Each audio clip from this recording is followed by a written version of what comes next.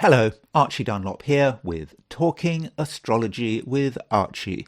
And in this video, I'm going to be looking at the weekend of December the 27th and 28th, 2025.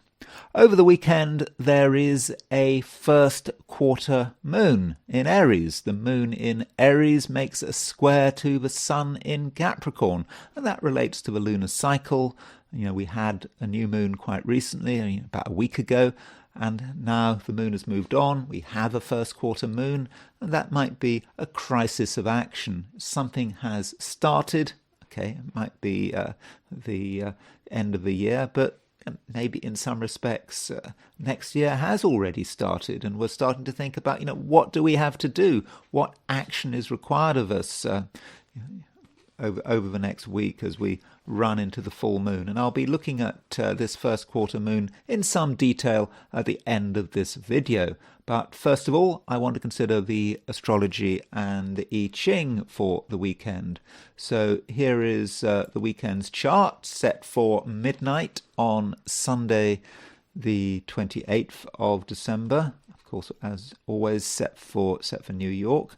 So in terms of this chart, you will see that the moon is in Aries.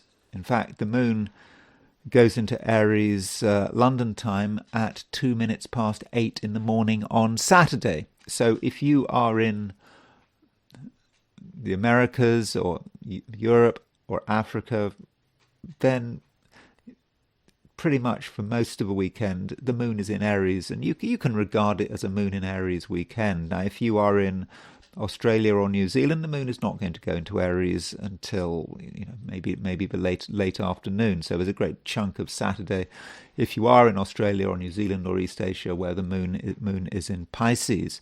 So as far as what the moon does, well, I would have said that the main thing that the moon does is it makes a square to the sun, because moon square sun, that is the first quarter moon. And that's what I was talking about at the very beginning of this video. This first quarter moon might be a crisis of action. And, you've got the sun in Capricorn, perhaps safe, stable Capricorn, wanting to do things by the book. Maybe not. And moon in Aries saying, well, what next? Where are we going to move? We've got to get the show on the road. So that might be the crisis I was talking about, but don't worry about it, and I will be talking about the first quarter moon at the end of this video. And aside from that, the moon does eventually make a square to Mars. So there's Mars in around 10 degrees Capricorn. So moon square Mars can be a difficult aspect. It can be an angry aspect. Maybe if things aren't moving fast enough, we want to get things going. And maybe we could say that this first quarter moon is very much tied in with Mars. It's the irritation if things are unfolding too slowly. Also with moon square Mars, there may be the desire to be right, a feeling that we are right and that we can be right. And that might be the source of some misunderstanding. But, I don't want to exaggerate. Moon square Mars is not a particularly unusual aspect. And as far as the non-lunar aspects are concerned, well, probably the most important non-lunar aspect over the weekend is a quincunx between Mercury and Jupiter. Now, when we think about Jupiter, we often think about expansion, wanting to take things further. But we mustn't forget that Jupiter can be a rather opinionated planet, especially if it's in Cancer. And so Mercury quincunx Mars might be about a disagreement, particularly as it takes place at the same time as moon square Mars. So Mercury quincunx Jupiter may be someone as an opinion, a view, maybe an opinion which really doesn't matter in terms of everyday life, an opinion about the world, maybe about politics or religion, and it doesn't necessarily go down well. That's Mercury in Sagittarius. And, Mercury in Sagittarius likes to talk, likes to say what's on its mind, doesn't necessarily think things through, just say it and we'll see what happens. But maybe there's a bit of a problem as Mercury runs into Jupiter. But quincunxes can be positive, and maybe as we're talking our heads off, we need to integrate Jupiter, because integration is a word that I like to use when thinking about quincunxes. Something we're trying to integrate, and it's not just enough to say what's on our mind. We have to integrate what we say with something larger, something grander, something maybe more holistic. So that's the broad picture for the weekend. Of course, I've set the chart for New York. If we set the chart for Sydney, Australia, the moon is still in Aries at that midpoint at midnight on Sunday. So that chart reminds us, because the moon is at 2 degrees Aries, that for most of Saturday in Australia or New Zealand and East Asia, the moon is moving through Pisces. So Saturday could be rather different in Australia than, say, in the United States. More emphasis on that moon in Pisces. Perhaps a more fortunate day, because the moon is making a mutual reception to Jupiter. On the other hand, the moon is making a conjunction to Saturn. So that conjunction to Saturn, I don't think you're going to feel that conjunction to Saturn if you're in the Americas. But if you are in Australasia, yeah, you might feel that, and it's not necessarily a bad thing. I mean, you can be enthusiastic, but you also know that things have to be brought down to earth at some stage. And then there is the heliocentric view, putting the sun at the center of the solar system. So as far as what we have over the weekend, over the weekend, yeah, it is over the weekend. I'm sort of kind of get mixed up because Christmas, you kind of think that Christmas Day is like a Saturday, and then you kind of think it's a Sunday, and you get all mixed up. But yeah, this is the weekend, and heliocentrically, Mercury is making a trine to Jupiter, like it was on Friday. And so Mercury trine Jupiter, it kind of links in with the geocentric Mercury quincunx Jupiter. So Mercury is aspecting Jupiter, regardless of whether you're looking at a geocentric chart or a heliocentric chart. And with Mercury trine Jupiter, well, there's certainly a lot to say. And the question is, how do people respond to what we do have to say? And we have to think hard about our various relationships, because Venus is making a square to Saturn and Neptune. So, there's Venus, heliocentric Venus at 1 degree 21 Capricorn, and it's making a square to Saturn and Neptune. So that could be a bit of a problem. Venus square Saturn, Venus square Neptune might be about really feeling the limits, perhaps social limits. There's only so far we want to go. And because it's a heliocentric chart, it just says something about the world. People are somewhat sort of enclosed. And I think that Venus-Saturn square it is repeated elsewhere. And I'll be looking at that Venus-Saturn square at the end of the video. But the thing, the Venus-Saturn square, what did I mean to say? There's something else I need to look at the end of the video. The point is that when we look at the midpoints, we notice that the Aries point is aspecting the geocentric Venus-Saturn midpoint. And so there's extra Venus-Saturn. So I think that this weekend does have a Venus-Saturn feel. It's not immediately obvious, but I think it is there. And if you've got a Venus-Saturn feel to things, it just might be difficult to get close to people. We can try, but there's something holding us back. And perhaps that's a good thing. We may be aware that if we get too close to any one person, we might be putting ourselves in danger, or we might compromise ourselves. So there's no harm in being sort of ever so slightly aloof. And if we try to get close to people, if we try to be friendly, it's quite possible that over the weekend we get rebuffed.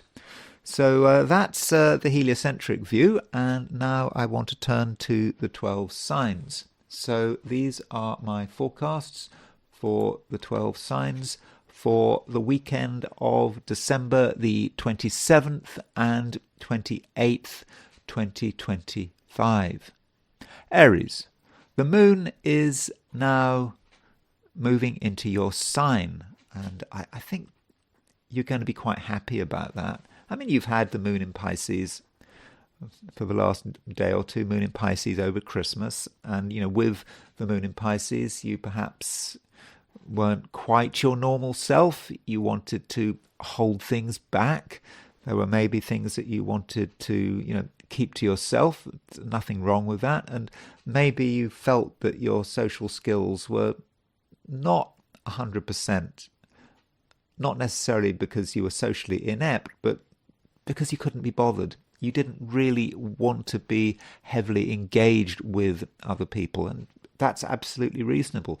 Perhaps you needed to sort of recharge your batteries. You can't be at the center of things all the time.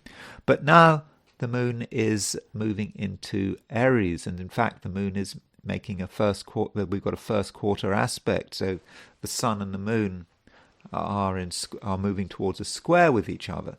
Or rather, the moon is doing the action, and the moon in Aries square the sun in Capricorn. That, as far as you're concerned, might be a new beginning. When we think about new beginnings, it's tempting to focus on the calendar year, the fact that we are coming to the end of obviously coming to the end of 2025. So it's about tying things up, but with this first quarter moon, I'm thinking that it's kind of the opposite. I think that some of us do feel that we need to make a new start, and that's especially the case if you're an Aries. And so over the weekend, you might be quite action orientated. You have ideas, you have ambitions, and you're thinking, well, what are you going to do about them? What are you going to do to actually put them into action? And so that may be how this first quarter moon works. And I don't think you're just going to want to just sort of blend into the scenery. You want to be present, and you want to be doing things, and you want to ideally be doing things according to a plan. And just because it's a weekend, just because maybe people are still pretty slow in this time between sort of Christmas and the New Year. No, not you. I think you are thinking about the future. And the moon, doesn't just make a square to the sun, it also makes a square to Mars. And it makes a square in the end, it makes a square to Jupiter as well. So that is what's happening on Sunday. The moon maybe sort of ends up on the Mars-Jupiter midpoint. So yeah, as the weekend progresses, Aries, I think that you are going to want to do sort of more and more, and by and large, you're going to want to be, right in the center of things. It may not feel 100% right, perhaps because other people are just not on your wavelength. Other people are moving in the opposite direction, but you have to do what you feel is the right thing to do, and you make that decision. It's not about other people making that decision. And I think it is time, Aries, really, for you to be an Aries. And if you can be an Aries, if you can be dynamic over the weekend, I think that you will definitely be doing what is right for yourself, and perhaps in the end what is right for other people as well. Taurus, you perhaps feel that you don't really want to be doing too much. You maybe feel that now is time to just slow down a bit.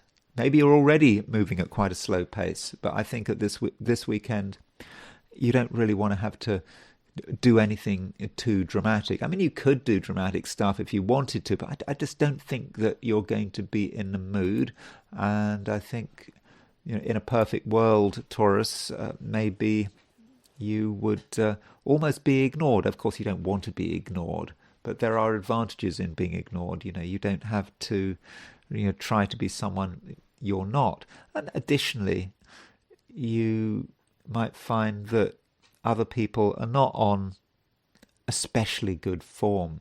We just looked at the heliocentric chart, and the heliocentrically we've got Venus square Saturn. We've also got Venus square Neptune.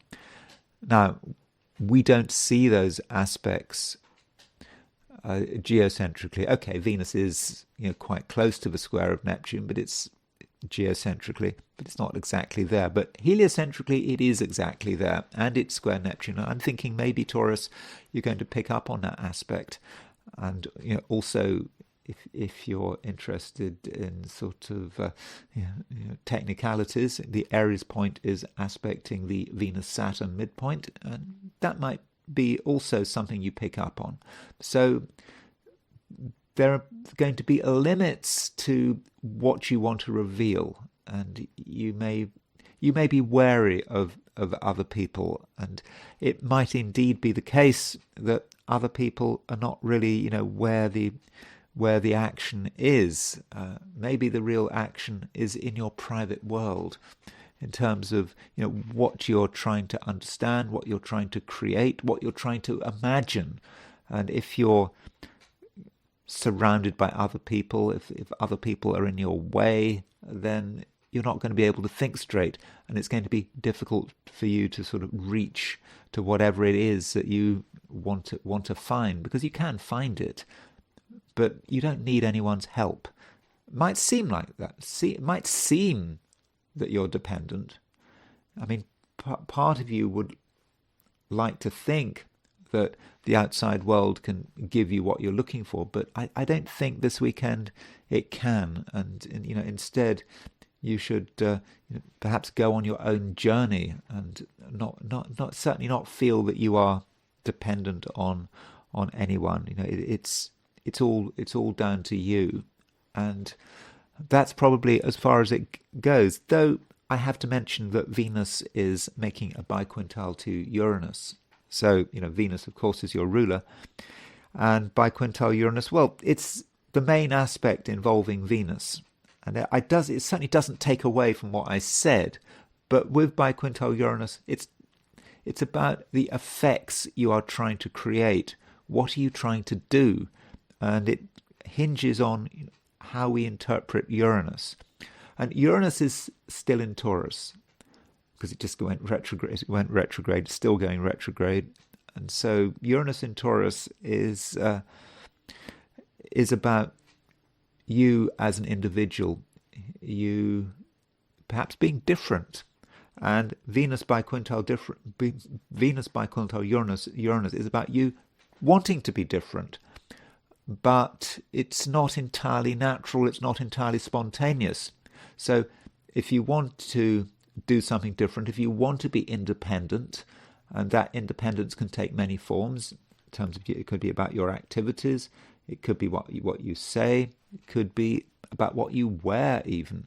So if you want to be independent, you can be.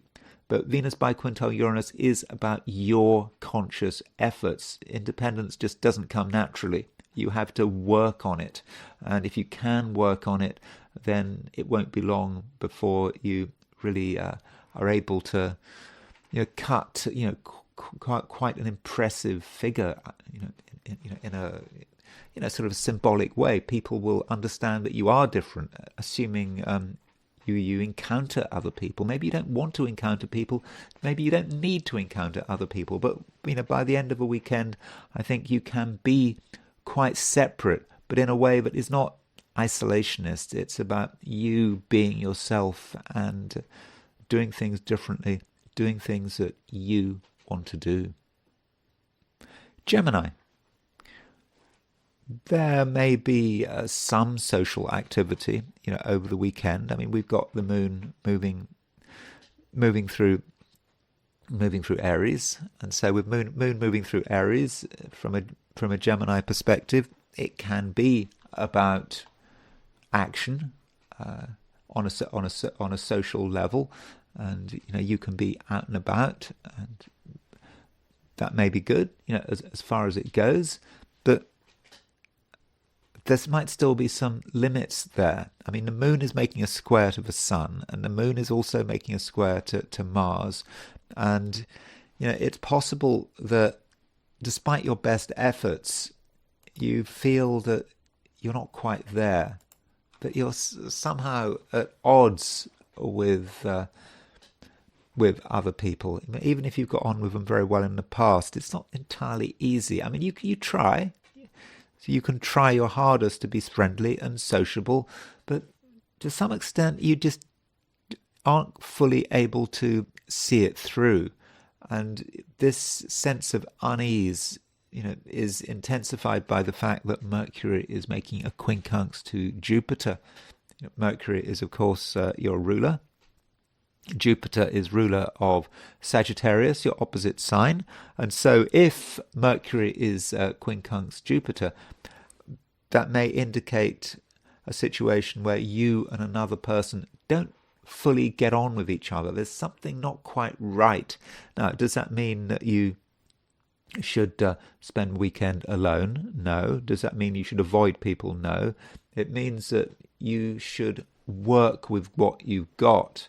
And every relationship is going to need work. You can't just assume that you and other people are just going to naturally get on with one another. You need to instead find common ground, and maybe in the process you're going to have to compromise, but maybe the other person is going to have to compromise as well. So it's not entirely easy, and it may be, Gemini, that you take the view that really you just can't be bothered, that you would prefer to do things your way and not have to worry, what other people are doing. I mean, that's one way of looking at Mercury quincunx Jupiter. Another way might be to say, well, there's something you're forgetting, there's something you're not entirely integrating, and it might be something very down to earth and material, something you feel is important, but you kind of don't really want to be bothered. It could be about money, and this could be a recurrent theme since the summer. Money comes in waves, ideas about money comes in waves, even concerns about money. They sometimes they're strong, sometimes they're weak, and you perhaps in an ideal world, you wouldn't really like to have to deal with it. Why should you have to deal with it? But this quincunx between Mercury and Jupiter does make you feel just ever so slightly uneasy. And that lack of ease might have a financial dimension, in which case I would have said that there is something you can do about it. Jupiter is in Cancer. Jupiter's well placed in Cancer. And so with Jupiter in Cancer, it does seem that there are concrete things you can do to make yourself feel financially secure, but at the same time you don't want to be bothered. You'd rather be thinking about something else, and maybe that's a feature of Mercury being in Sagittarius.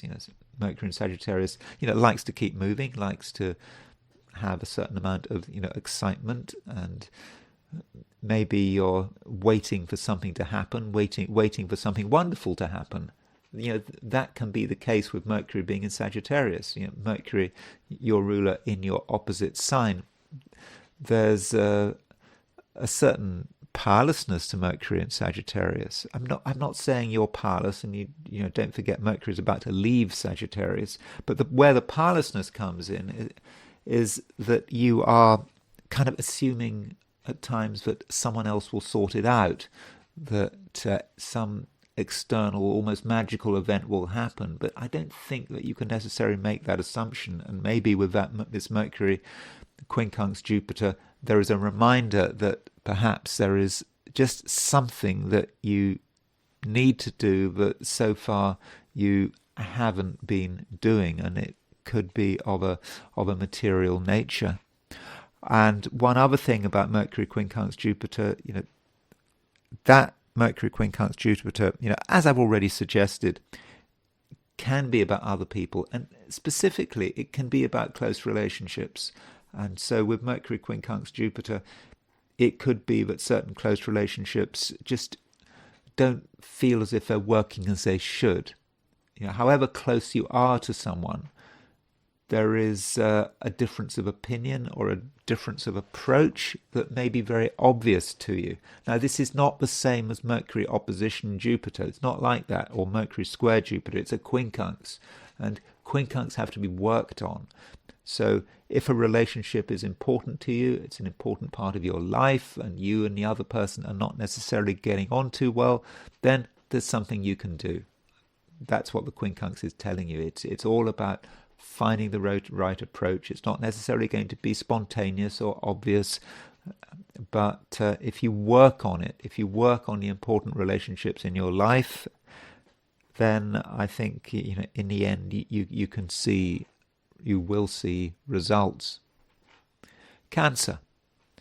Moon is now moving into Aries, and indeed it's a first quarter moon.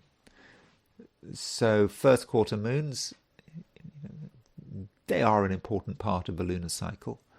And as far as Cancers are concerned, we had a new moon not so long ago, a week ago, something like that. And that new moon was at the end of Sagittarius. So that perhaps was a new beginning, and there was this Sagittarian energy. Perhaps you were thinking about new possibilities, new ways of organizing your life. But then the moon moved into Capricorn, and now we've got this first quarter moon. And so the nature of this lunar cycle has kind of changed. I mean, part of this lunar cycle could now be about other people and how you relate to other people. You're perhaps aware now that the sun is in Capricorn. Well, it's not just the sun is in Capricorn. Now that we've got the sun, Venus, and Mars in Capricorn, you're starting to become aware of how other people can be important. You can't ignore them, and they can have a very real influence on your life.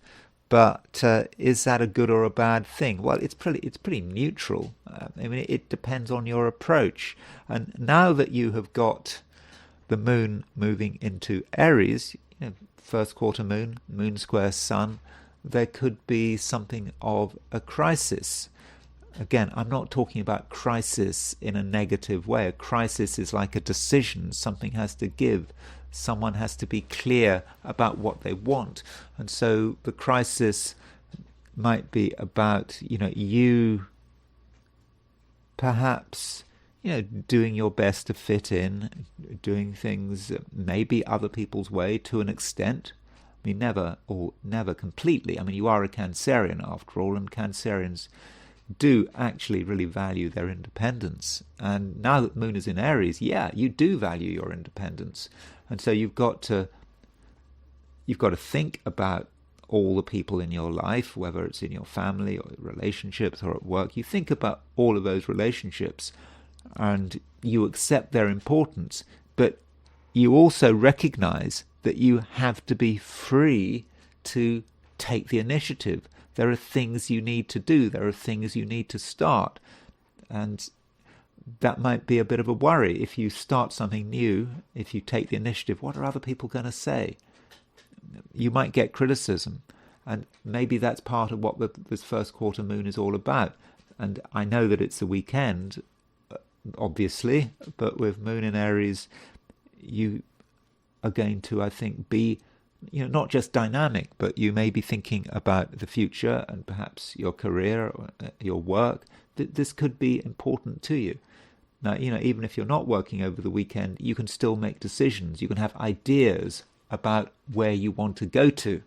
And these ideas may not be quite in accord with other people's ideas, or that could be part of your imagination. You may assume that other people don't want you to do something, and part of you is inclined to give in and to abandon some of your ambitions because you just want to keep everyone happy, particularly now, Christmas, New Year. But no, I think that this first quarter moon is for you, Cancer, a call to action. It is time, and there are things you have to do. There are things you have to push forward with. In the process, there might be some misunderstandings, there might be some arguments, but that can't be helped. And the more decisive you are, and the earlier that you are decisive, the better for everyone. If you sort of sit on the fence and you wonder whether you should do something, shouldn't do something, you half do it, then you're asking for trouble. If you are clear, and you make it clear right at the beginning that you will not be stopped, that you're going to see it through anyway. Yeah, if you're decisive, then I think that in most cases people will listen, people will accept your stance, and you'll be able to do what you feel is important. And in the process, you may be able to take other people with you. Leo. The moon is moving into a fast sign. It's moving into Aries. And I think that this sign change does, work in your favour. With the moon in Pisces, it might have just become rather tiresome. Perhaps there were just things you were bothered about, things you wanted to keep to yourself. Maybe there were tedious issues that just couldn't be avoided. But now that the moon is in Aries, I think it just gives you more room for maneuver, and you just feel more comfortable and just better able to express yourself. The moon in Aries, in some respects, it's a great place for the moon to be in. I mean, Aries, after all, is a sign in which the sun is exalted, and of course the sun is your ruler. So you have a comfort with the sign Aries. And with the moon in Aries, you can perhaps start to look around you and see what is possible. You don't have to worry about expectations upon you. You instead can concentrate on something that can elevate the human spirit, and can certainly elevate the Leo spirit. And whatever you're doing, you should be thinking beyond the task itself. So one thing we have over the weekend is we have a first quarter moon. So the moon in Aries is square the sun in Capricorn. Remember, the sun in Capricorn, the sun is your ruler. With the sun in Capricorn, it just may be a time when some Leos are finding themselves having to think about things which are perhaps quite detailed, that have a routineness to them that you might find sort of ever so slightly boring. Of course, the sun is always in Capricorn at this time of year, but we do have Venus and Mars in Capricorn as well. So this might say something about what you're inclined to put your energy into, like it or not. But then the moon making a square to sun, and it makes a square to Mars. It is that first quarter moon, and it is telling you that, well, you've got to move above and beyond. It's not just about doing something boring, tedious. It might be right in front of you, but you still you still should be thinking about other things. I'm not saying, by the way, you are doing anything boring or tedious. I mean, it depends on you, Leo, doesn't it? Though I think there's just that inclination to be thinking too much about the details and not the big picture. And the moon in Aries is really encouraging you to see that big picture, to be able to look at things at a new level. And what seems to be, quite routine and tedious can be seen in a new way. It's not just doing something for the sake of it. You're doing something for a reason. And perhaps you need to start thinking about the reason with this first quarter moon. Everything needs a reason. You need to be thinking about an end state. Where are you going? And how do you want to elevate yourself? And there might be a bit of a struggle there. Not everyone will agree with you. The struggle might indeed be with you yourself. But if you keep going, then I think that in the end, Leo, you are going to start to make really good progress, and you could surprise yourself. And the first quarter moon might be about a decision. You perhaps have been deciding whether or not to do something, whether or not to take the plunge. And that could involve a degree of courage, just doing something that you've never done before, or at least haven't done before, done for a long time, and you do it, and it could change a lot. But part of you just wants to stay in the past, because this past might feel just easier if you can understand things. If everything is straightforward, well, yeah, that is easier, but sometimes you have to take a step into the unknown. Of course, I'm not advising you to take a dangerous step into the unknown, but sometimes a step into the unknown, might really be the right thing to do. Virgo.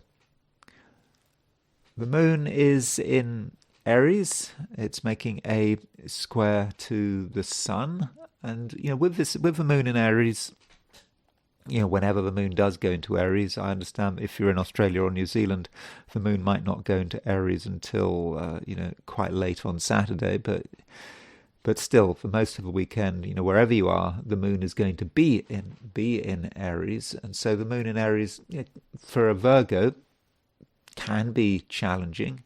It's asking you to look at things in a sort of different way, and what you're doing, what's right in front of you, may all of a sudden become ever so slightly more complicated.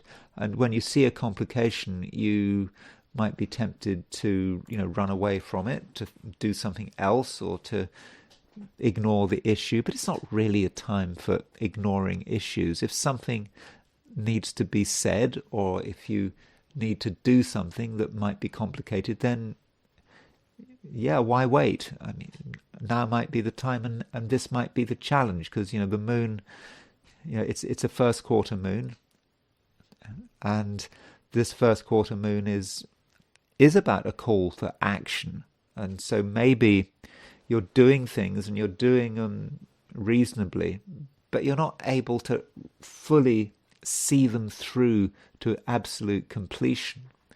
And so this first quarter moon is a challenge, and the challenge is that you've just got to take things a little bit further, and perhaps you've got to go into things a little more deeply in order to really understand what is happening, and what you need to do. So that could be challenging, but it doesn't take away from the fact that you've got 3 planets in Capricorn. You've got Sun, Venus, Mars in Capricorn, and Capricorn is it's a very creative sign from a Virgo perspective. You know what's important, you know what you enjoy doing, and you know what you can do well. It's just you don't want it all to be just too routine. You're not thinking about it. You need to understand the real depths and importance of what you're doing, and perhaps the moon in Aries is going to encourage you to do that.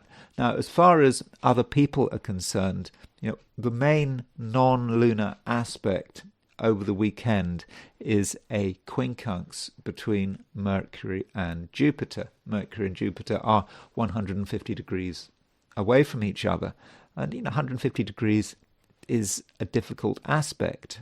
It's about 2 planets that just don't quite see eye to eye, and here we're talking about Mercury in Sagittarius against Jupiter in Cancer. So you could say that you are Mercury in Sagittarius because Mercury is your ruler. Jupiter in Cancer could be the other person, and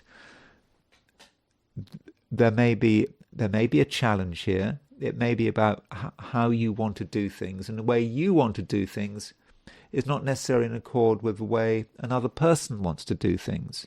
And it's not just about having a difference of opinion about what you want to do. There may be a moral dimension to it. It could be an argument about what is right and wrong, and your ideas about right and wrong may be different from someone else's, and so that could lead to a misunderstanding. And it doesn't matter how close you are to someone, there's always a possibility of a misunderstanding, with Mercury quincunx Jupiter, but it is a quincunx. The quincunx is an aspect which is about growth, and also about making the absolute effort to find the common ground. You can find the common ground. you can find a way in which you and another person can complement each other. But indeed, how you can provide something that is missing in another person's life, and yeah, they can do the same as far as you're concerned. But you have to work on it, and you've got to be quite tolerant. And Mercury in Sagittarius, can take things too far. Now, as far as tolerance is concerned, I know that there have been sort of questions about tolerance and Virgos. I was very briefly looking at the comments, and I think I suggested that tolerance might be a good idea maybe in my last reading, and that was questioned. I mean, certainly tolerance can have its limits. I don't deny that. One shouldn't just put up with things, and if something is wrong, fundamentally wrong, you need to be clear about it. You can't. There are things that should not be tolerated, but at the same time, consider your own reactions, and how you react to something may not be 100% favourable for you. You might overreact or jump to conclusions, and so perhaps it's not about being tolerant, it's about being patient.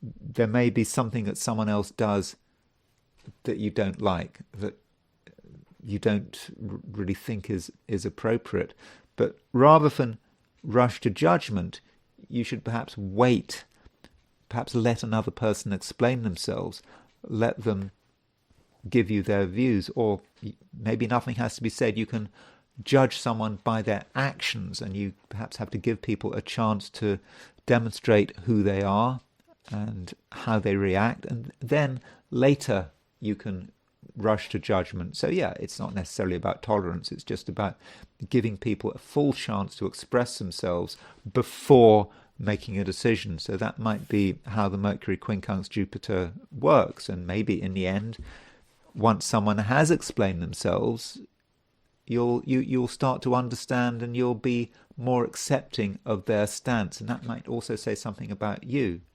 that you can maybe learn from another person. So what starts off as being a source of conflict could be a moment of understanding instead. Libra.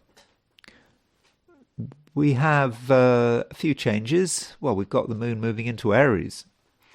The moon in Aries is, of course, your opposite sign, and it is a first quarter moon.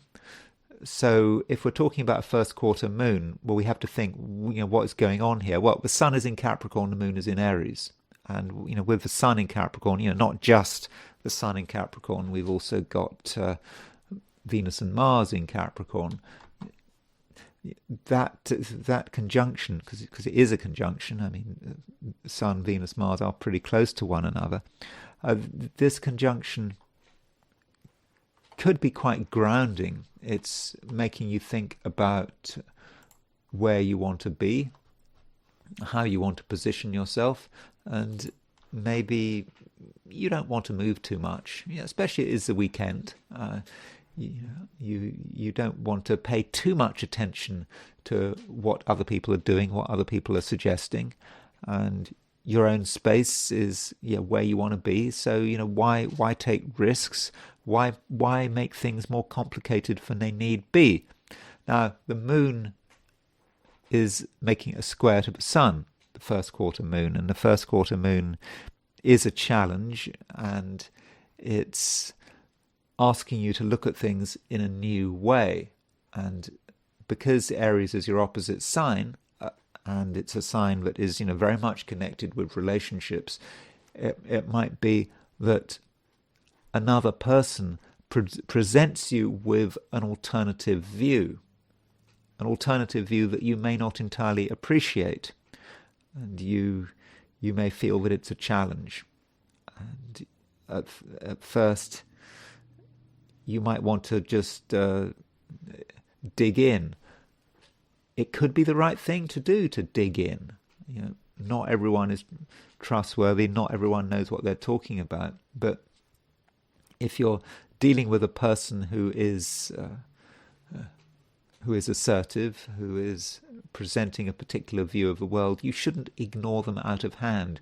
You have to understand, what they present. And the moon in Aries is, of course, very often relating to your shadow. It's everything about yourself that you don't fully want to recognize. And perhaps part of the thing you don't want to recognize is the need to do something, perhaps to do something specific. You don't want to do it. It's challenging to the status quo. But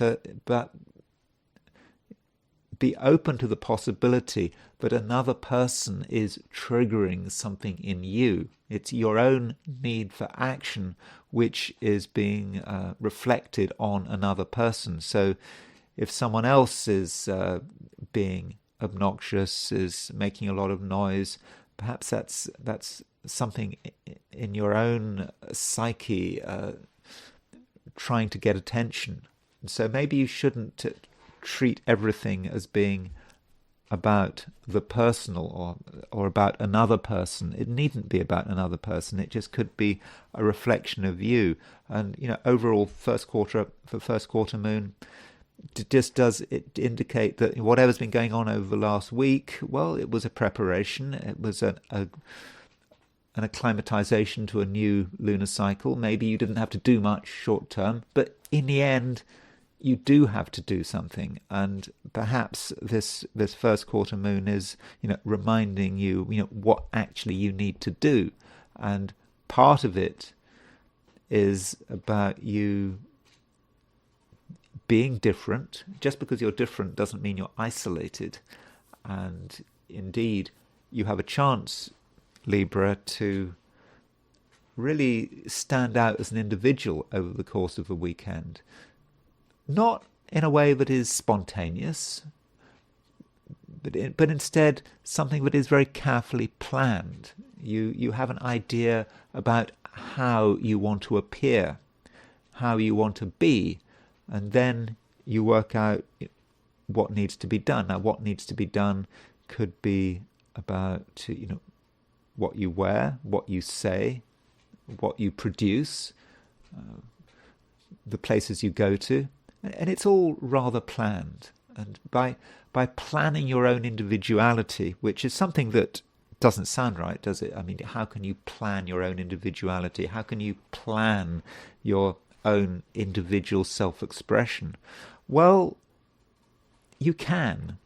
Not always, but I think this weekend you very much can decide what kind of image you want to have, and that is going to be particularly important if you're going to be with other people. And perhaps having an independent image or an independent approach is kind of a way to square the circle. You are very much into yourself and your own security, and you don't want to take too many risks. At the same time, there is a challenge here, a challenge to perhaps be more sociable, to be more accepting of whatever's going on in the world out there. And you may need some protection if you're going to have to negotiate the external world, and that protection might be your style and your image. And you can perhaps hide behind a style and image, meaning maybe you're not entirely yourself, or rather, you're not entirely revealing everything. And that's the advantage of adopting a particular style. And by showing yourself to be independent and to be different, you are, in fact, protecting yourself, and you're giving yourself the ability to move further afield, to sort of go beyond yourself, and perhaps to take the odd social risk. Scorpio. It may be a weekend where you just recognize that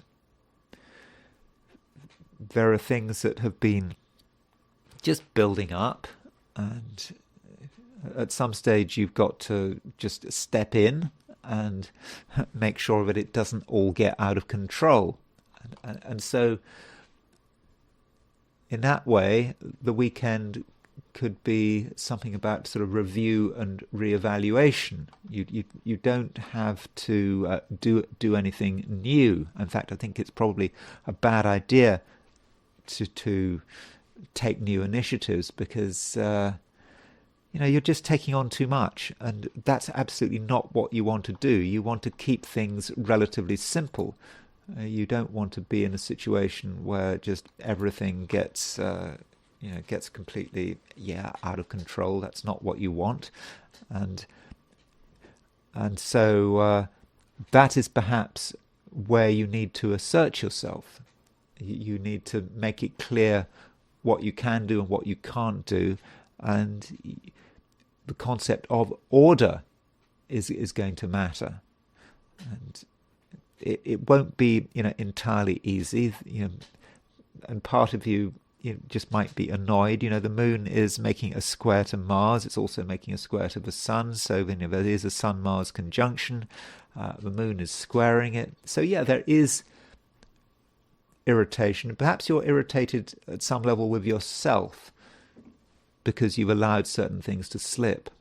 And the more they slip, the more annoyed with yourself you're going to be. But if you just take the initiative, if you do what is required of you by who? Required of you by you. So if you do what you feel needs to be done, you don't have to explain yourself.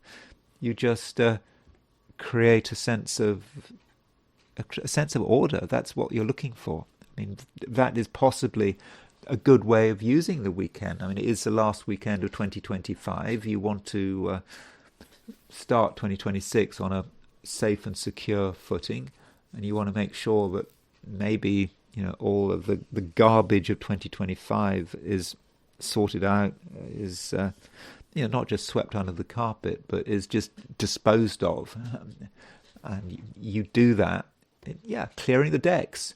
And that is something that Scorpios are quite into. Scorpios understand the importance of occasionally transforming themselves, shedding their skins, shedding the past, and that is something that right now you can very much do, and you don't have to explain yourself.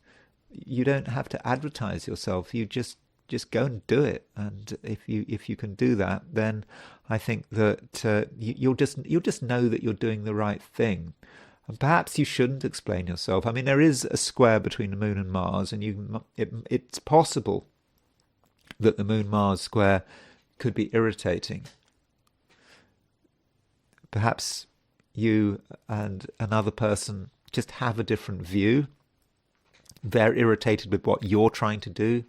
You're perhaps irritated by their particular approach. It doesn't seem that they're especially sympathetic to your priorities, and so there could be a misunderstanding. But again, why should there be a misunderstanding? I think that just with the important things in your life, Scorpio, I think that you can just get on with them, and you just know how things should be sorted out. And so it's that kind of weekend. So a weekend where you should probably shun excitement. So if something seems interesting, or people suggest you do something, it might seem fun, I wouldn't have said so. I think that you should always err on the side of caution, and if you've got two choices, probably in most cases you should always go for the safe and the boring choice this weekend. I mean, next week, well, it's going to be a different matter. Sagittarius. There is a first quarter moon. I mean, that's, if you like, the main theme, of this video. First quarter moon. I mean, that's what I've titled it, first quarter moon.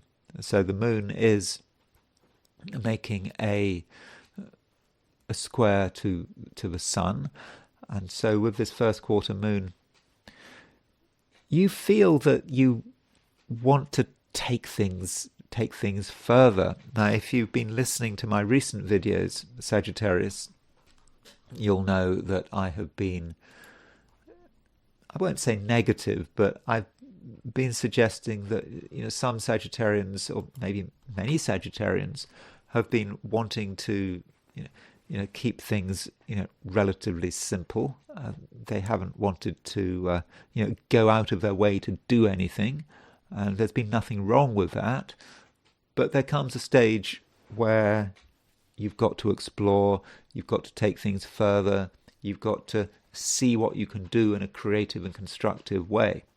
And with the moon moving into Aries, making a square to the sun, there is certainly a challenge there. There are things that you want to do, there are things that you want to do, but there are a load of reasons why you can't do them. I mean, for example, money, that's always a good reason not to do something. Something is too expensive, but you still want to do it. It's still important. So, what do? Well, you don't break the bank. You don't max out your credit card. That's not what you do. You find a way of acting in such a way that you don't break your principles, and but you don't break your bank account. And the first quarter moon is about what is the next step. And some Sagittarians just may feel stuck. And this stuckness may have been building for the last couple of days, and now you're having to confront it. And you know that there's something you have to do. You've got a lot of reasons why you can't do it. Some of those reasons might be financial. They may be practical as well. But I do think that there is, a way forward, definitely a way forward. And it might just be about using your imagination or your intuition as well. You may have a moment where things start to connect together and you just understand what can be done. You also understand your limits. I mean, it's always important to have limits, but you shouldn't be sort of completely restrained by these limits. I think that would be very, very unnecessary. So as far as this weekend is concerned, I think it is important to push yourself. And the moon is in Aries. Regardless of what aspects it's making, moon in Aries is a very creative place for the moon from a Sagittarian view. And so if you want to do something which is an essential expression of who you are, then Sagittarius, well, I would suggest that you go and do it. I'm not suggesting though that you take risks. Instead, it's just important to be as spontaneous as possible and not feel that anything is constraining you, because it really it shouldn't. Now, another aspect we have, or one aspect we have, is a quincunx between Mercury and Jupiter. An important aspect for you, because Jupiter is, of course, your ruler. And Mercury quincunx Jupiter, might say something about relationships. I mean, Mercury is, after all, ruler of Gemini, your opposite sign. So if it's quincunx Jupiter, there may be a misunderstanding. It just might be that you and another person appear to be going in, different directions. And as far as what these directions are concerned, I think with this Mercury quincunx Jupiter, it might occur to you, if you are in a relationship, that someone is quite dependent on you. They are reliant on you, and you're not entirely comfortable about that. And part of you, Sagittarius, you do want to be independent. You want to be doing your own things in your own way, and that's the way it is. And this might have been particularly the case, since the beginning of September. Was it the beginning of September, I think, when Saturn went into Pisces?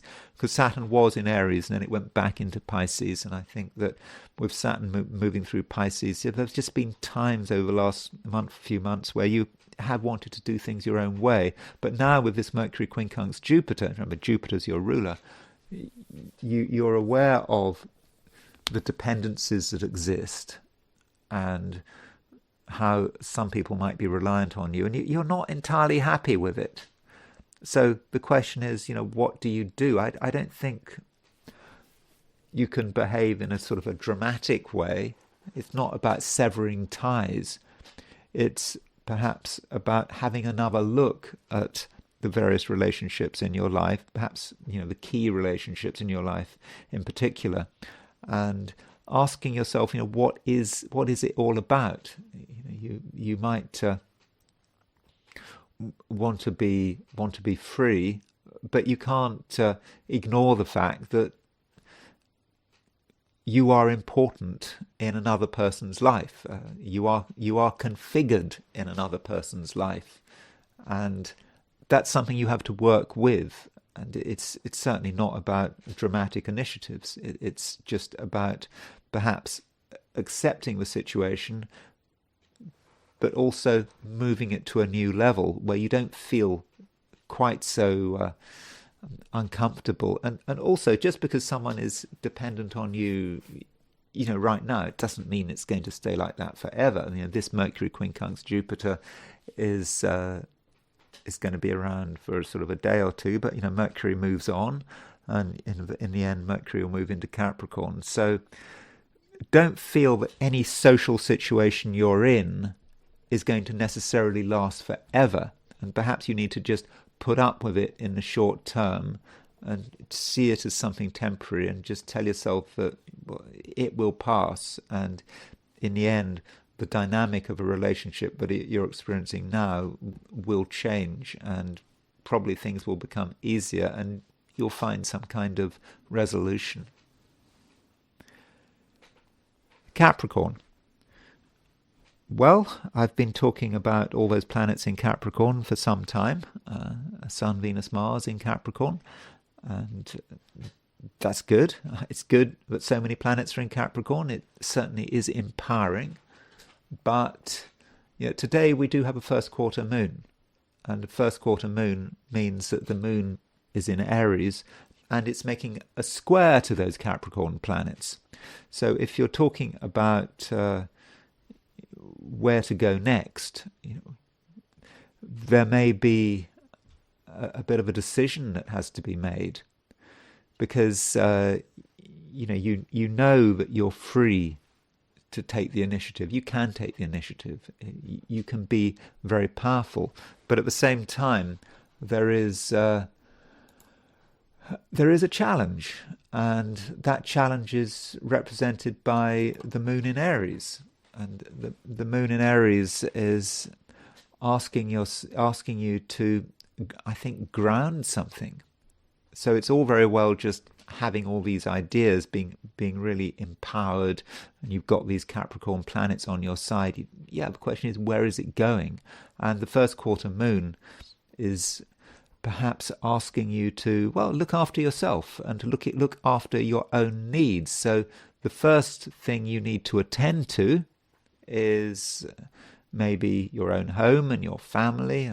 Maybe it's a question of charity beginning at home.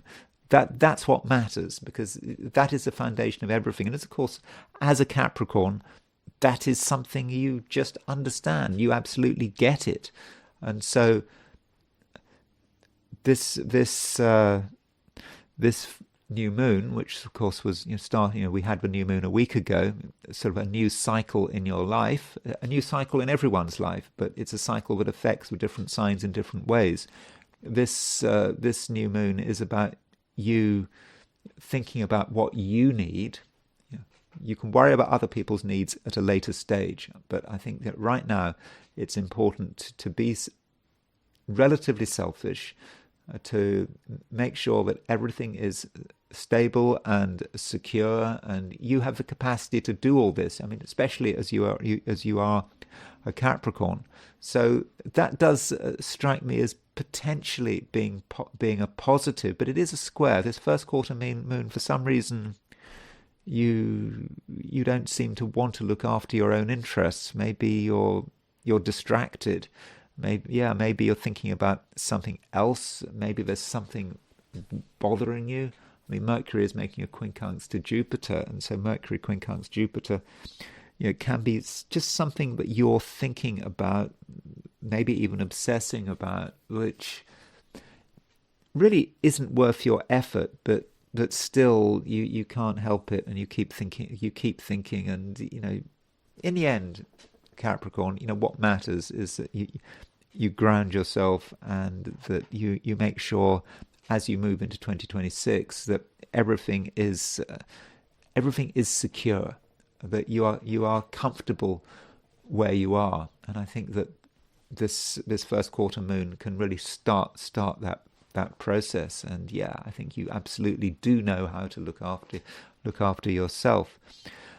Additionally, Capricorn, you may be thinking about the future, and you may be thinking about whatever it is you want to get off the ground, whatever you want to do in the real world, and asking yourself, well, what could you do better? And perhaps, have you been taken for granted? Especially if you're working, have you been taken for granted? Have you been able to really be an individual?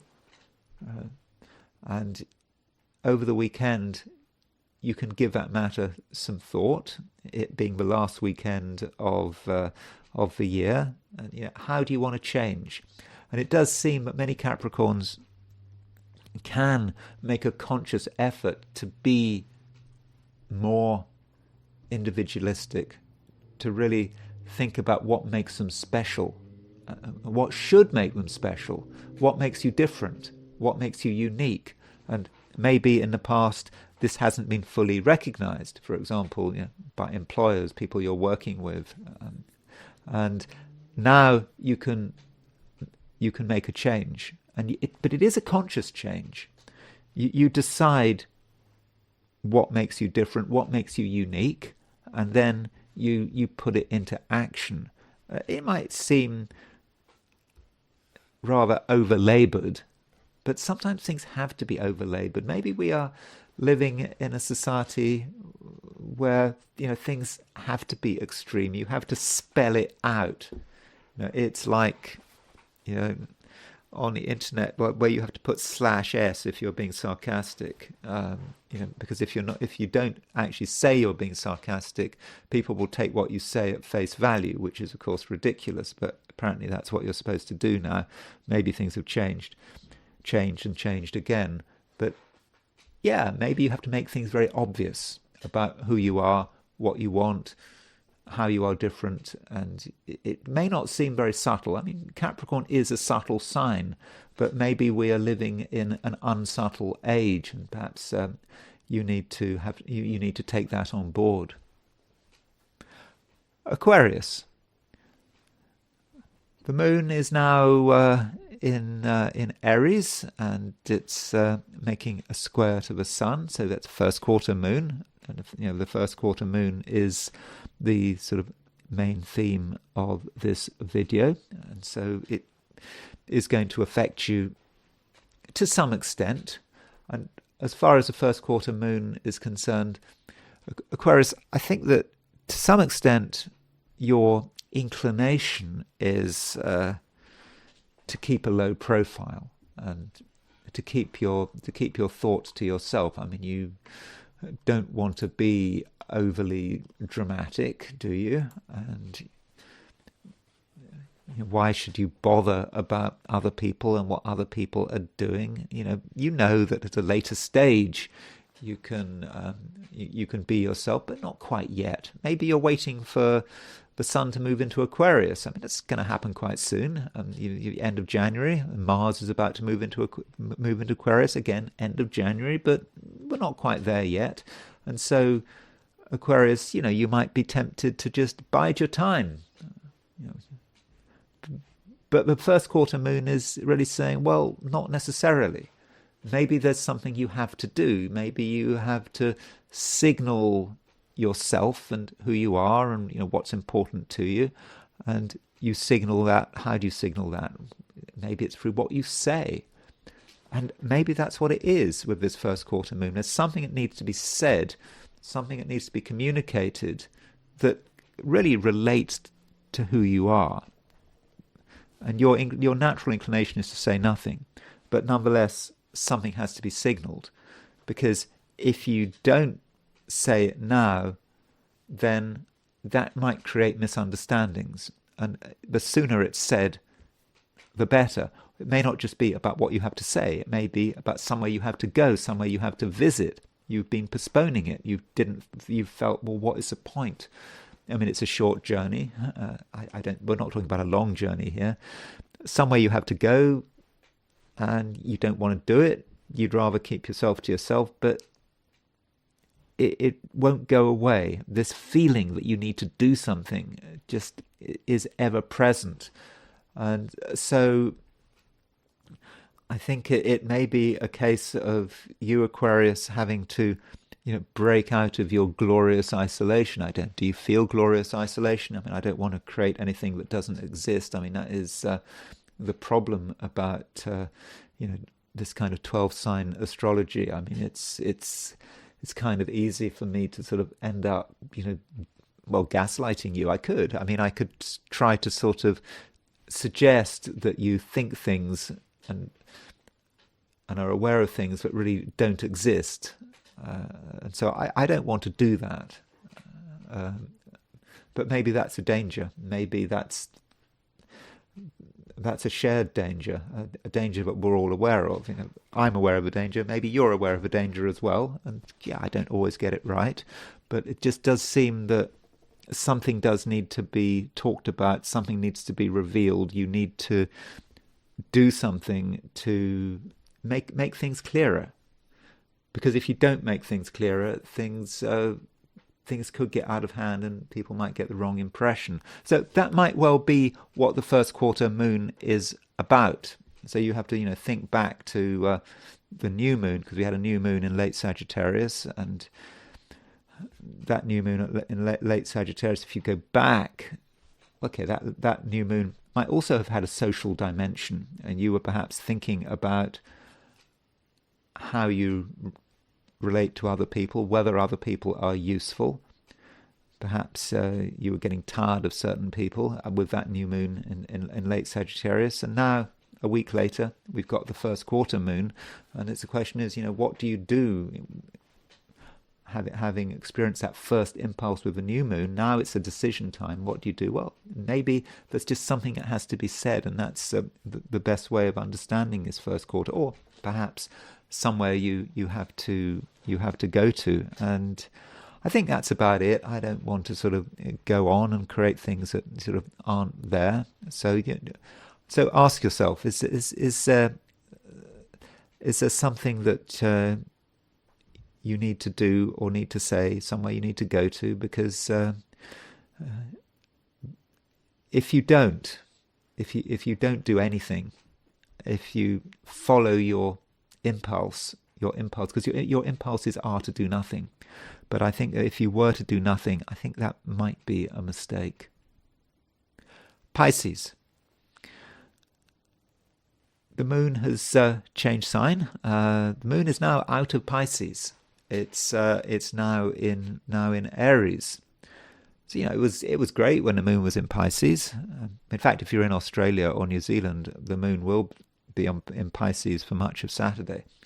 But if you're not, or if you're in Europe, Africa, America, it's really all about moon in Aries. But the moon was good in Pisces. I hope it was in mutual reception to Jupiter. But now things have changed. With the moon in Aries, there may be other things you have to attend to. Things might not be quite so easy. And there may be a feeling that you have to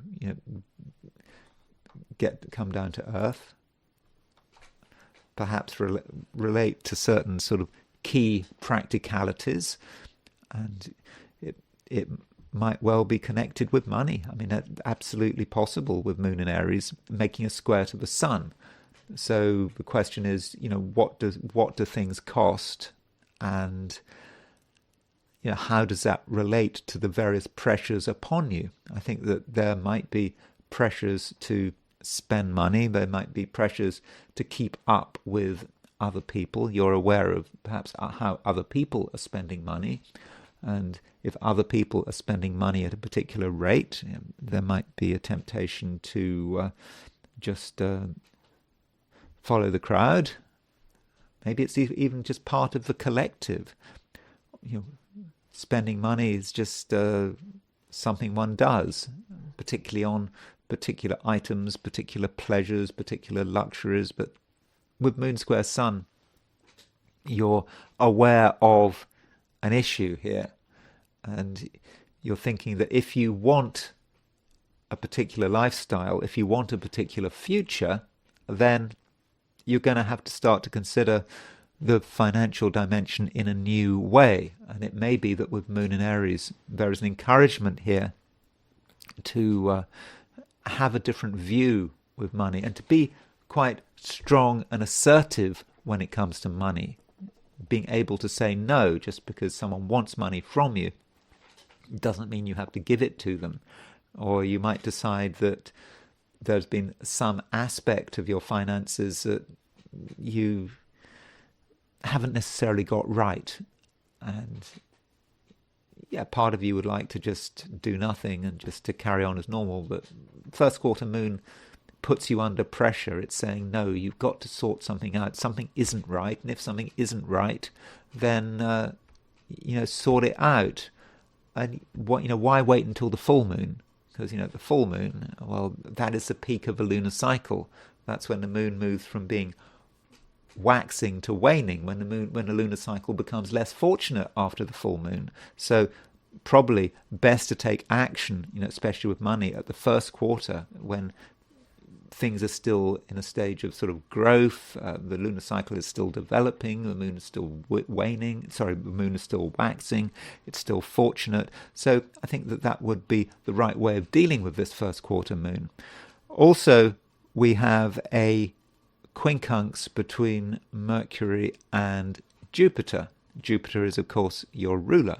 And so with this quincunx between Mercury and Jupiter, it may go back to what I was saying about you and other people.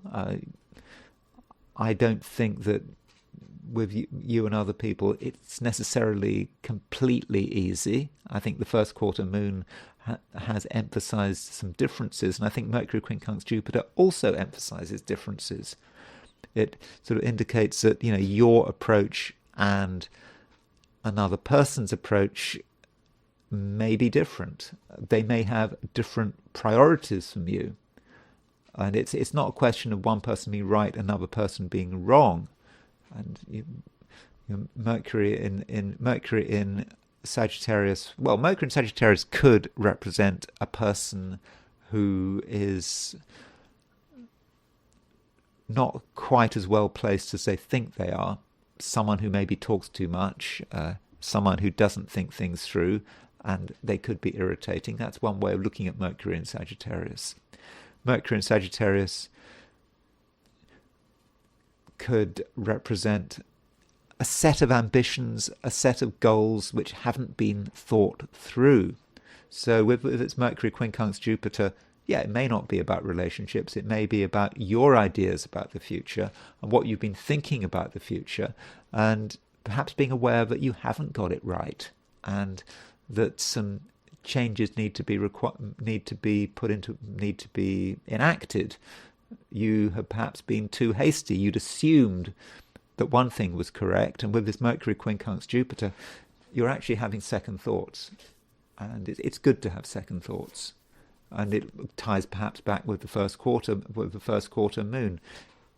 You have a chance to be realistic and to fine-tune some of your ideas and some of your desires, and also to reconsider what is possible. And I think that is very fortunate, and it's good that it's happening over the weekend. It's the last weekend of 2025, and so a few adjustments here and there, Pisces, can make all the difference as you move into 2026. And that's it with the 12 signs. And now it's time to move to the I Ching. So I asked the question, what is the weekend going to be like for those watching the I Ching section of this video? And the first hexagram I got was hexagram number 61, which is inner truth. It's always good to be aware of the truth, and that's what this hexagram is about, understanding the way things really are. And it's a very balanced hexagram. It's got symmetry, and it's got a space in the middle. Perhaps that space in the middle is the space for the truth. Some of us are not so focused on ourselves that we can't see the truth. We know what is important, and most importantly, perhaps we can communicate this truth, because the I Ching of the Wilhelm translation talks about pigs and fishes, and it talks about pigs and fishes apparently are animals which just don't understand. They're very difficult to tell pigs and fishes what to do. They don't listen. And in this case, with pigs and fishes, we can even talk to the pigs and fishes. We can get through to people, and that is perhaps what we're trying to do. We understand our own truth. We understand what is important, and we can articulate this truth. So, on the surface, this does look pretty good. But the question is, are we really able to articulate the truth? And the problem is that the top line moves. So the top line moving in inner truth is not particularly fortunate. There is some question about what it actually means, the top line. So one view of the top line of the inner truth, as expressed by Wilhelm in his translation of the I Ching, is that one is talking about a situation where no one listens. We can make a lot of noise. We can tell people exactly what we think, and we can be loud about it, and just no one listens.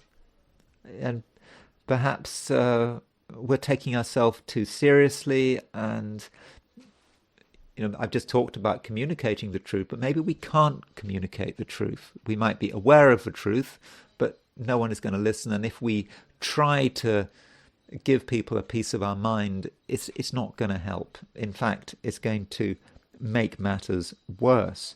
But there is another view of it, because when we talk about making too much noise, the idea is that the chicken, the rooster making a huge amount of noise, talking, just devastating the environment with their noise. And of course, in many cities in America, there are ordinances against keeping male chickens, I think, because it bothers the neighbors. And we could make a lot of noise, and it could be just a lot of noise about nothing. And additionally, if we're talking about chickens can fly to an extent, but they're not very good at flying. And the I Ching warns us about going too high. We might have ideas above our station, and if we try to take things too far, well, we could come a cropper, because we don't have the ability to fly too high at the moment, and so we need to be aware of our station, and perhaps we should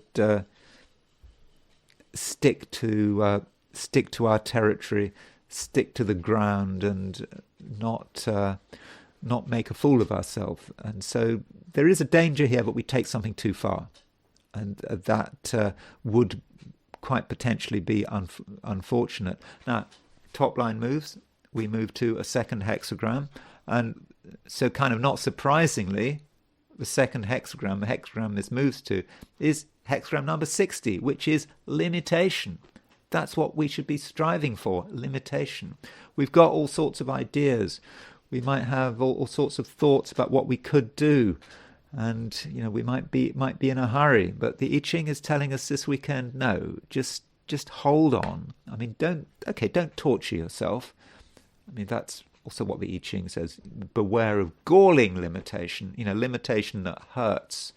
Sort of white knuckle limitation. That's not the kind of limitation we're looking for. But we should really restrict ourselves and not take on too much. And just have a quiet, thoughtful weekend, and be aware of our limitations, and additionally, not talk too much. And we might understand the truth, or we might be starting to understand the truth, but can we share that truth?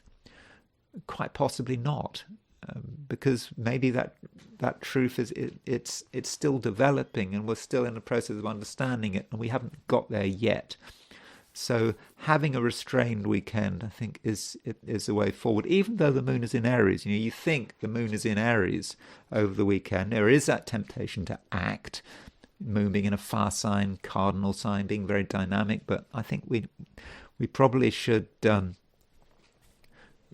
be more reserved than the moon in Aries suggests. So now I want to look at the moon, and I want to look at the first quarter moon. I'm not going to spend very long looking at the first quarter moon, but here is the chart for this particular phase of the lunar cycle. So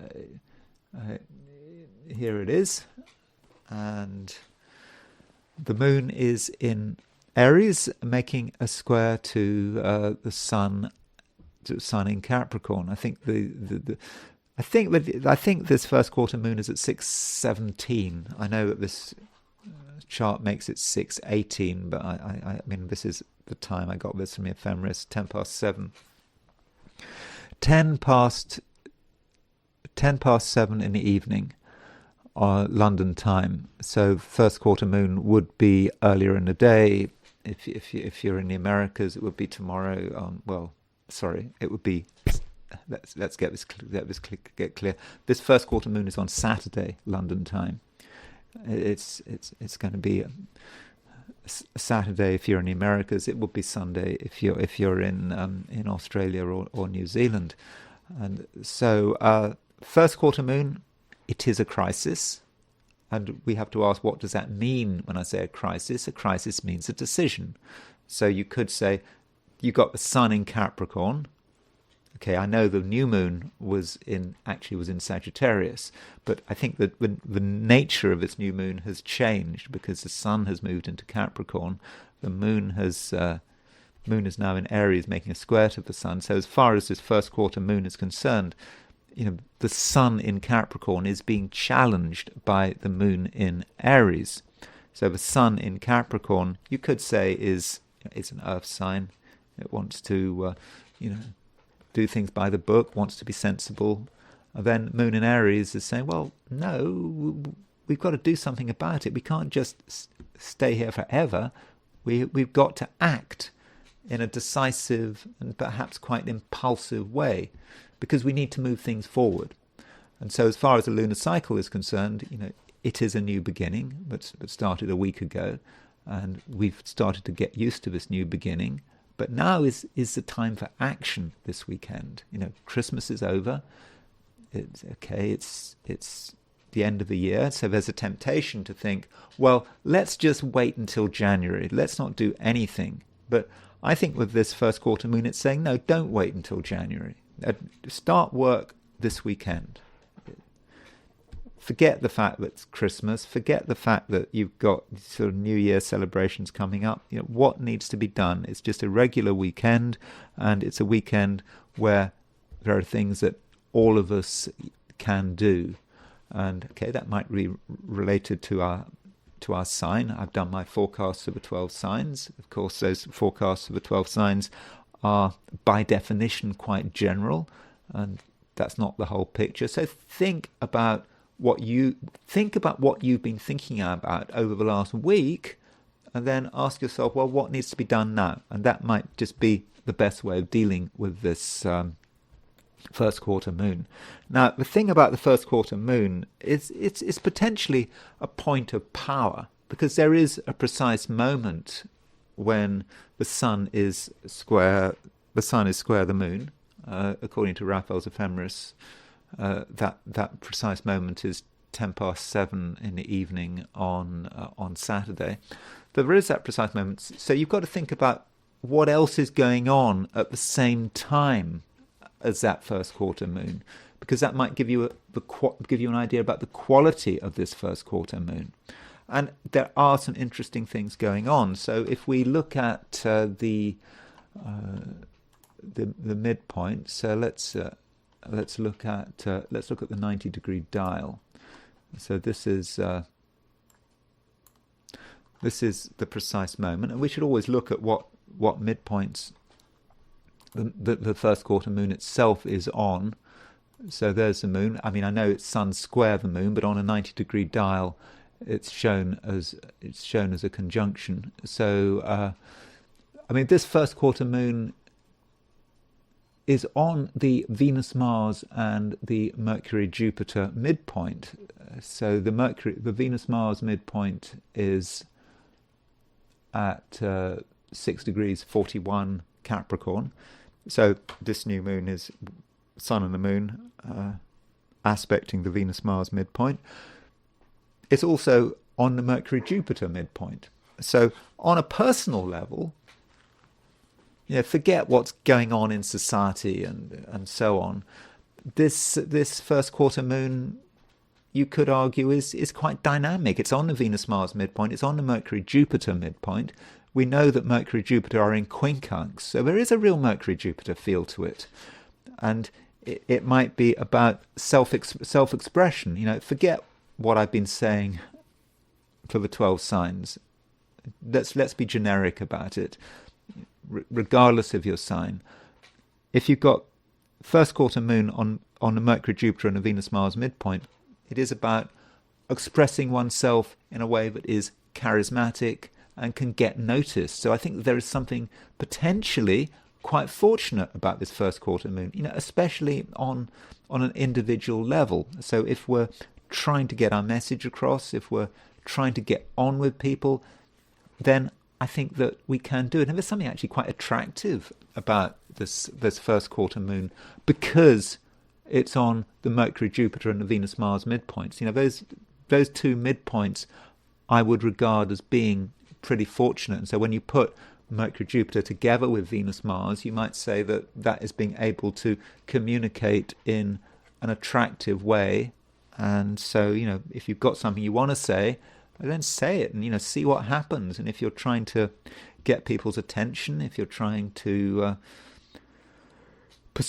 be persuasive, then I think that should be relatively easy. But as with these things, it always works the other way as well. So you might find that it is about other people being charismatic and charming, and they've got things to say, they've got ideas to push, and they might be very effective about it, but that doesn't necessarily mean to say that you should just accept people's ideas at face value. Just because someone is charming doesn't mean that what they are pushing is a good idea. In fact, there could be an air of deception about it. Well, with this new moon, with this first quarter moon, it's not on any midpoints involving Neptune. So I wouldn't have said that in itself, it is particularly deceptive. But we have to consider what else is going on at the same time as this new moon. And in this light, I wanted to look at the Aries point. So the Aries point represents the world.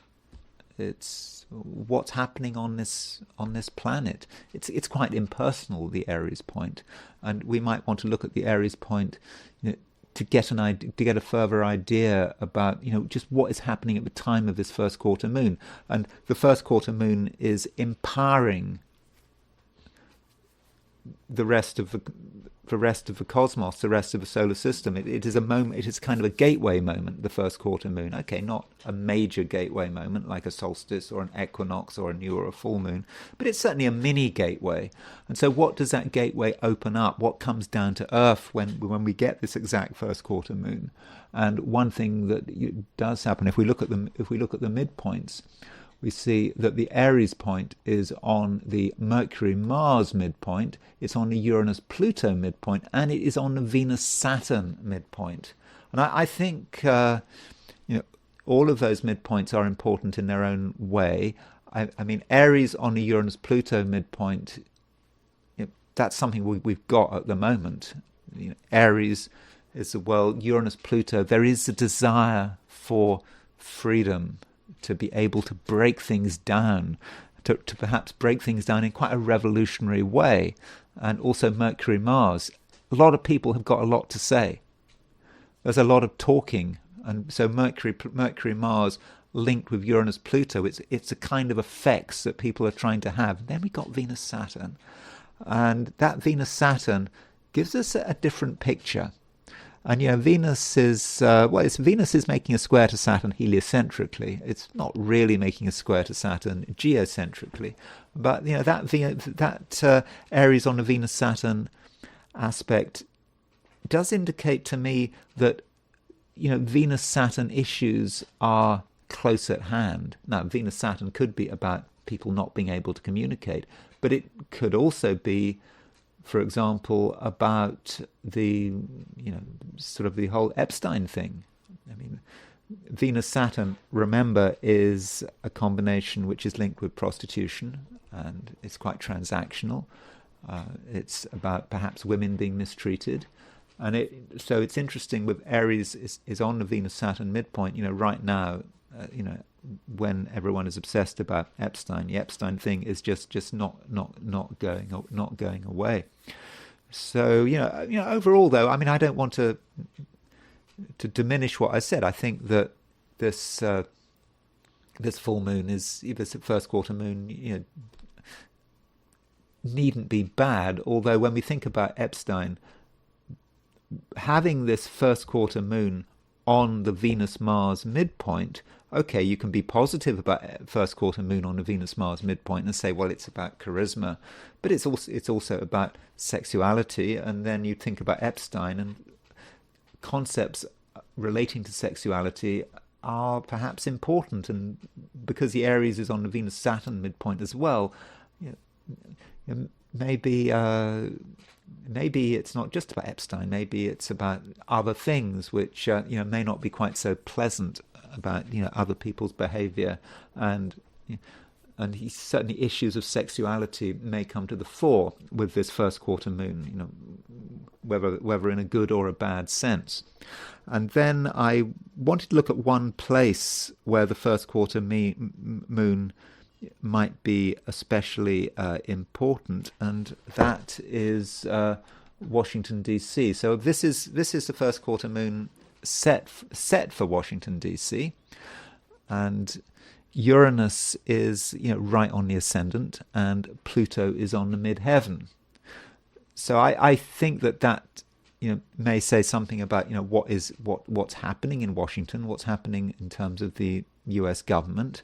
And Pluto on the midheaven is about the power of the government. Uranus is quite disruptive, and it's about the government trying to make an impact. I don't know what Trump is doing at the moment. We know that on Christmas Day he launched his missiles at this ISIS encampment in Nigeria. I don't know what the next step is, but I think that there is a focus with first quarter moon on Washington, and when we think about the ascendant midheaven midpoint, I think this does matter. The ascendant midheaven midpoint it's important when you do astrology. Always look at what is going on with the ascendant midheaven midpoint. Where exactly is it? And so if we go to the dial, we find out that the ascendant midheaven midpoint is on the Aries point. So the ascendant midheaven midpoint is at 0 degrees Aries. So, that means that Washington, D.C., with this first quarter moon, is at the center of things. And then we have to think about all of the other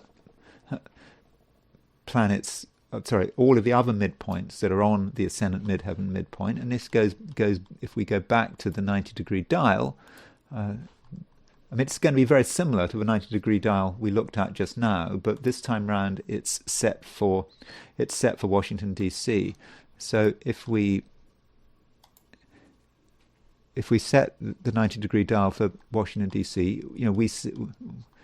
we see that Venus, okay, it's on the Venus, Aries is on the Venus-Saturn midpoint, and Uranus and Pluto, Aries is also on the Uranus-Pluto midpoint, but also the ascendant midheaven midpoint is on the Aries point. Now the ascendant midheaven relates to the time and the place.